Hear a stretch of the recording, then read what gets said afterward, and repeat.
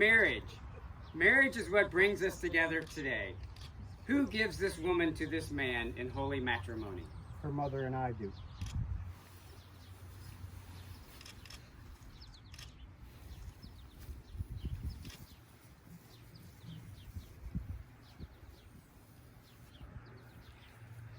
As we stand here today, you could look out and see the beauty and the grandeur and all things that are good in life and everything that God brings you. You can look out over the lake, down into the valley, and it's peace and it's quiet and it's beautiful. God put Adam to sleep and he took a rib and he made a perfect mate. And we spend our lifetimes looking for that mate. And today, we're here to celebrate two people that have done just that. We come together as strangers, and we will all leave here as family. Please enjoy the day, and let's give thanks to God for the gift of his son Jesus and the privilege of being here to witness these two get married. We ask this in his son's name. Amen.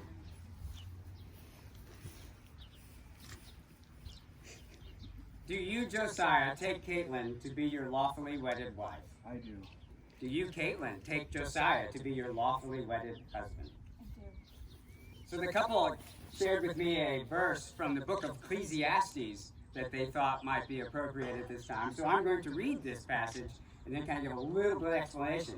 Because I want you to pay attention to the very last verse. It flips a little thing. It's quite important. So it's from the book of Ecclesiastes, written by Solomon, and it starts like this.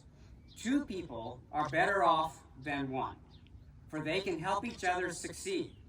If one person falls, the other can reach out and help. But someone who falls alone is in real trouble. Likewise, two people lying close together can keep each other warm. But how can one stay warm alone? A person standing alone can be attacked and defeated, but two can stand back to back and conquer. Three are even better. For a triple braided cord is not easily broken. So when I was a kid, one of the things we loved, some of you, my generation might remember the old black and white Tarzan shows? We loved Tarzan. I mean, right? He swung through the vines and held onto those things and went, oh, and he's swinging around on these vines. And so my brothers and my friends and I, we thought, we want to be Tarzan. We have trees in the backyard. So we run into my dad's shed, grab the first rope we can find, and go, this will be good. So we go out, we get under the tree, we take our shirts off, because it's Tarzan. And we throw the rope over the smallest branch, and I'm going to be the brave one. I'm going to go first. So I grab that rope, and I swing back, take a leaping run, and go for it. And I'm, and then it happens. That rope broke. And I go swinging through the air with nothing holding me, and I hit my sacroiliac on the hard ground and break my tailbone. And if you've ever done that to your tailbone, you know it hurts everything and everywhere. Every movement, every part of your body is connected to this tailbone, the sacroiliac back there. I was in such pain. And you know why that little rope broke? Because it was the wrong rope for the job. It was just a tiny, really little rope. It didn't have enough strength to carry even a small boy. And so we read in this passage that two are better than one. And I don't know if you know this, but the origin of ropes really, we think, started in Egypt. Because they had all the reeds. They would take these reeds, because they're very fibrous, and they would try and use them to carry large weights. But one reed wouldn't do much. So they were smart. Let's put two together. So they put two together. Didn't carry much more, until accidentally someone flipped one the other way around. And so now you have the fibers of the reeds going different directions. And all of a sudden, those two reeds pulled twice as much as they did when they were both headed the same direction. So they thought, oh, what if we do three? So now they had one going north, one going south, and another going north. Well, that didn't pull much more weight until someone said, let's braid them together. One going north, one going south, one going north. And when they braided them together, it didn't pull twice the weight. It pulled 4, 5, 6 times the weight And the rest is history. That's how they were able to build these giant pyramids, moving these giant stones and rocks. What they didn't know is the science behind it. Those reeds have fibers. And when those fibers are headed one direction, then you have another one going the other direction and another going this direction, and you intertwine 3 together. It doesn't pull twice the rope. It pulls a lot more.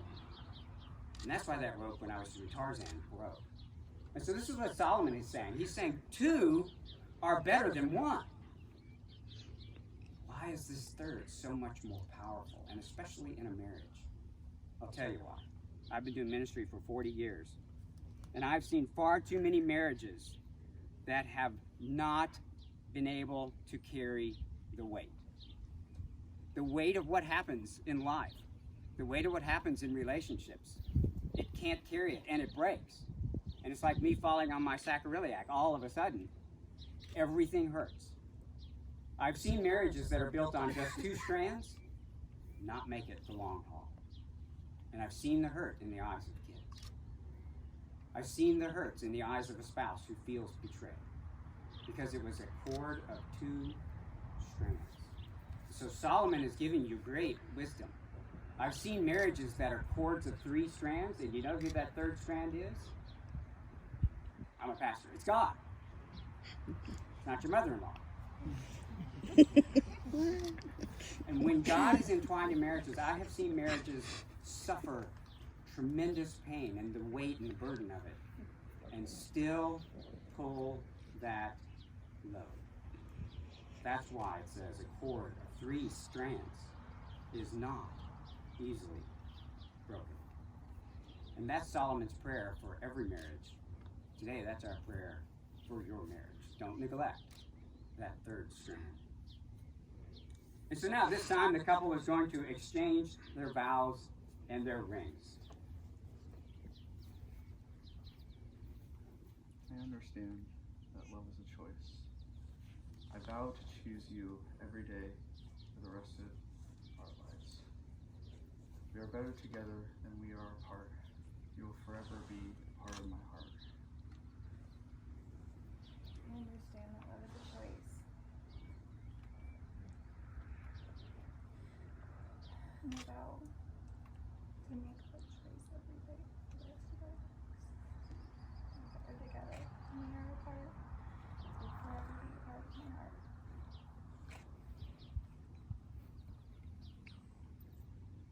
Now for the exchanging of the rings.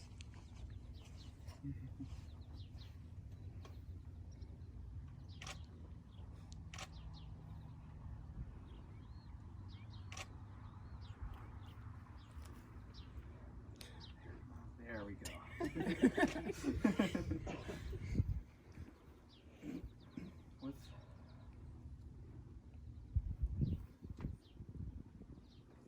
With this hand, I'll lift your sorrows. Your drink shall never be empty, for I'll be your wine. With this candle, I'll light your way into darkness. With this ring, I ask you to be mine.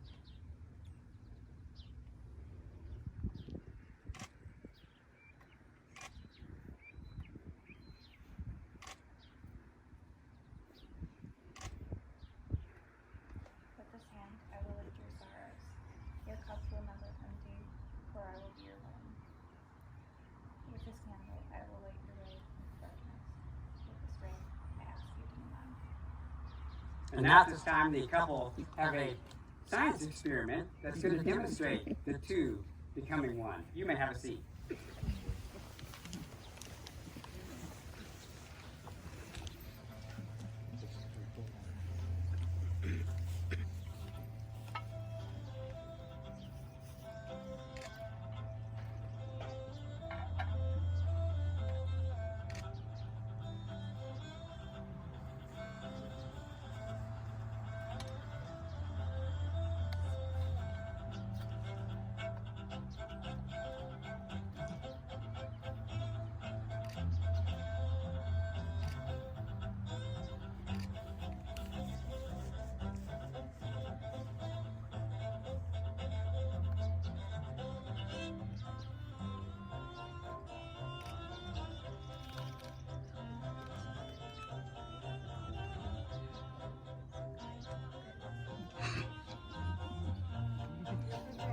It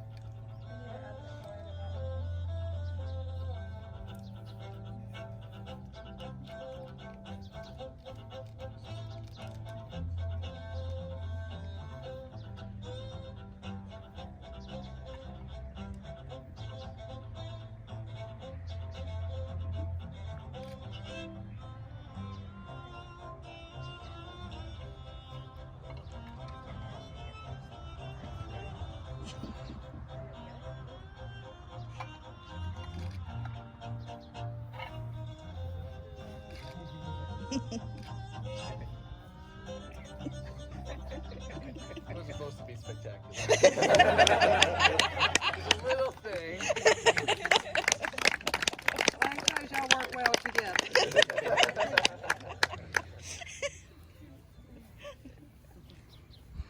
All right. And now, I would like to, by the power vested in me, pronounce you husband and wife. You may kiss your bride.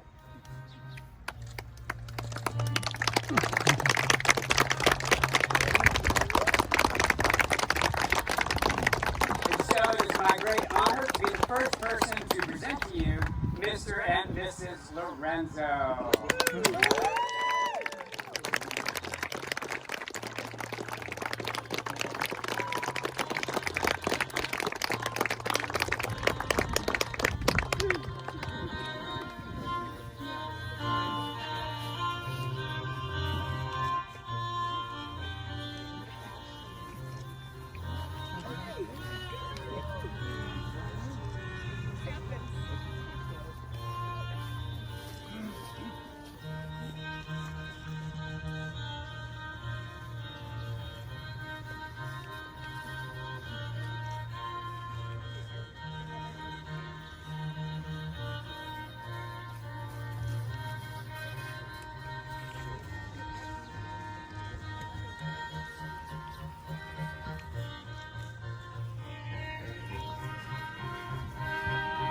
You can do